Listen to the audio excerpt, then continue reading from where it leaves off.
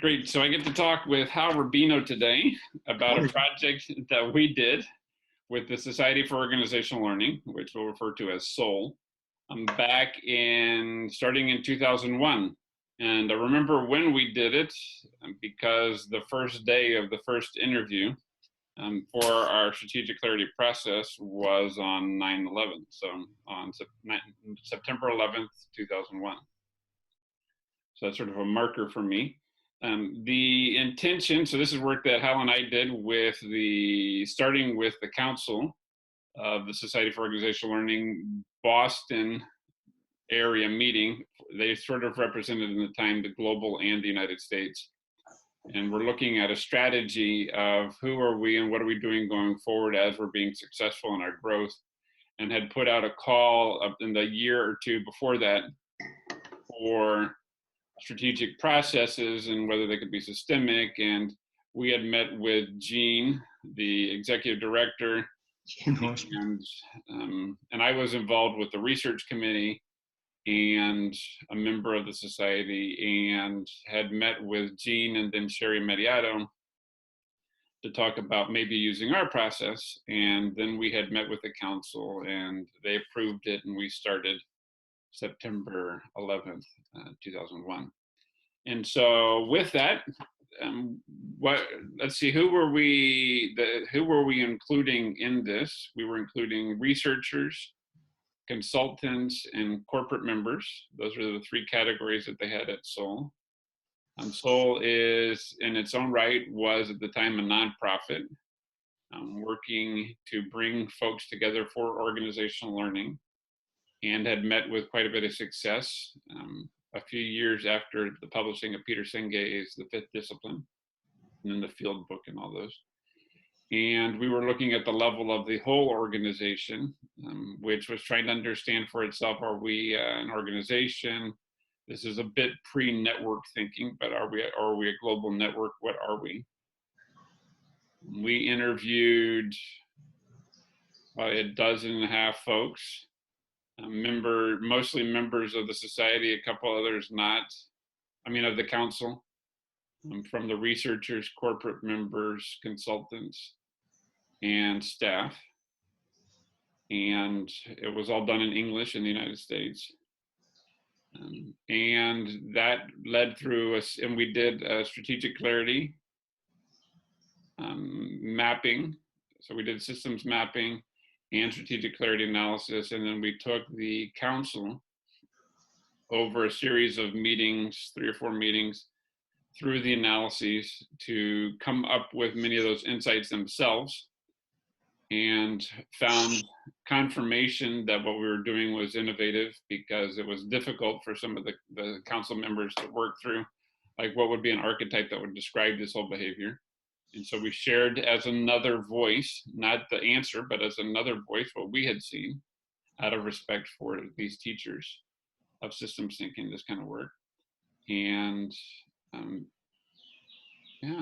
that led into some work, quite a bit of committee work, and I joined the council the following year, and quite a bit of committee work on how do we implement these findings into engaging the fuller community.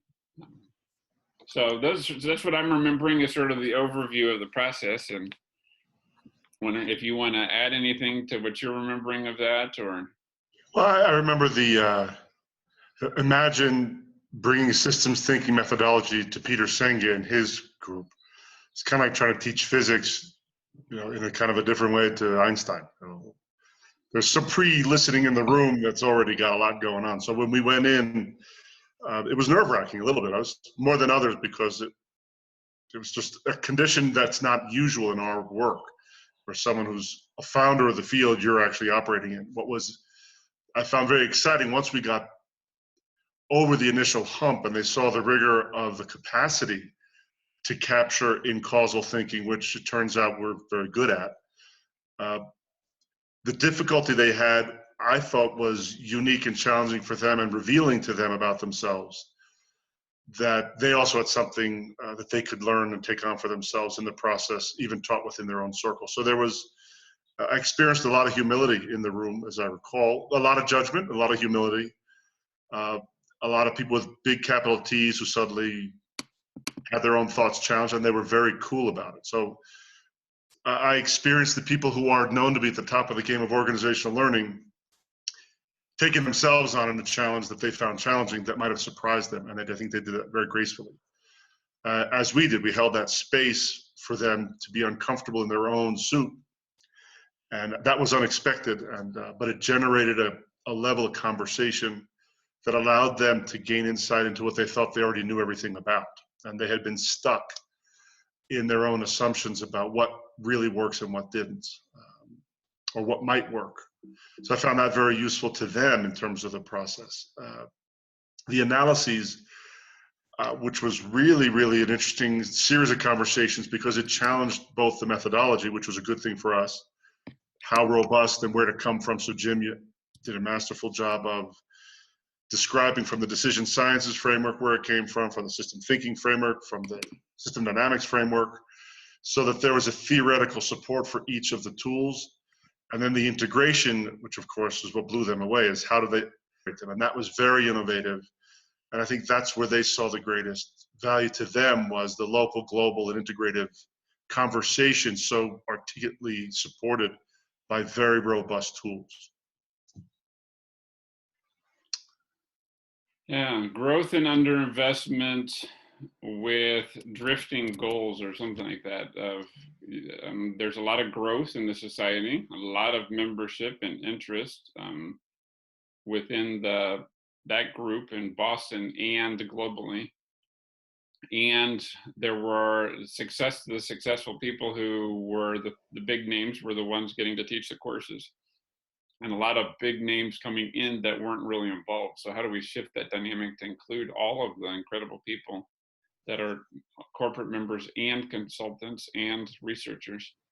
And one of the things that became very clear in that whole process was to call most of the people that were coming to that, as I remember, to classify them as researchers when they also had consulting practices and had run businesses, or they were business people who were also had doctorates and ran processes internally, or consultants with both. And I said, okay, that's not really a useful distinction to pigeonhole me into one when I have the credentials of the others as well. So how do we see beyond these titles of who we are, and therefore what access or rights we have, into what capacities do we bring to the community to really explore organizational learning, and learning for what? There was the additional, I remember it as a tension, Jim. So the corporate members who paid for access to specific conversations weren't necessarily open to sharing the learning they were developing, because it was almost strategic at their business level.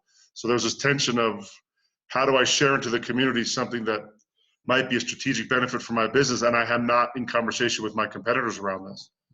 Or if I am, we've agreed in a particular context to hold it so and not let it go. But that, I remember, being a very difficult balance to try and reestablish or even question, because it dealt with money flows, key information, and who owns and who has access to that information, and how is that attached to the flows of money. Right. Big deal. And those are some of the key insights, I think, that did come out of this process of, how do we say yes to all the people that we've invited, and how do we engage them in this work, and what does it mean to take on action learning projects, and what is Soul's role in that,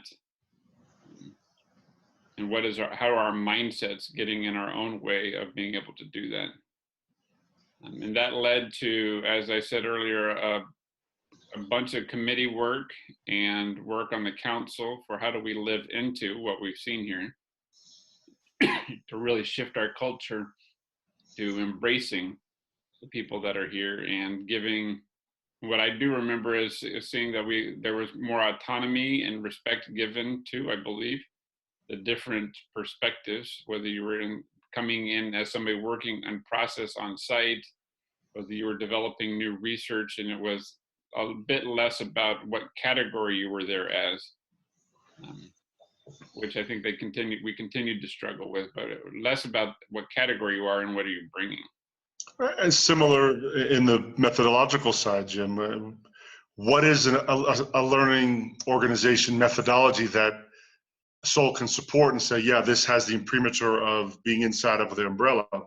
And here we were with a radically different process that was deeply involved in and promoting organizational learning at the council level, and had nothing, it had absolutely everything to do with the book and had nothing to do, I mean, the field book, Peter's stuff.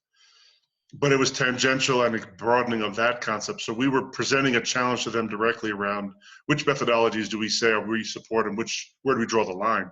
And that was another interesting series of conversations around that. Right. Yeah. Cool.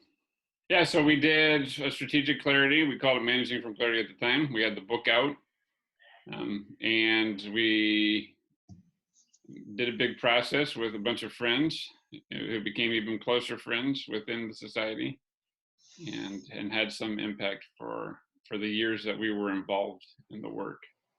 Yeah. And sharing that out. Anything else you can think of that you remember from that project that you want to highlight? Or I'm thinking of one of the impacts that I'd like to say I remember, but I'll ask you to validate because you were there for the couple years after directly involved, is that the capacity to hold greater engagement from different types of researchers and different type of consultant contributions was done. It wasn't there before. And as a result of this process, these channels or swim lanes were broadened and more people were in them, more engaged and contributing more as a result of the work we did. Corporate membership, I don't know that we affected that tremendously. I think it was reestablishing the balance among the three communities. right. They were quite skewed when we showed up. Yeah, I think so. Yeah, so it was a fun process. We got to do it together.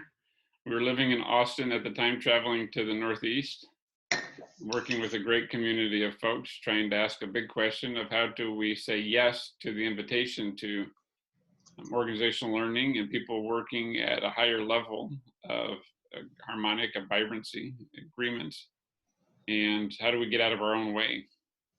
Yeah. And it was a great time for us 17 years ago to be taking that on with them.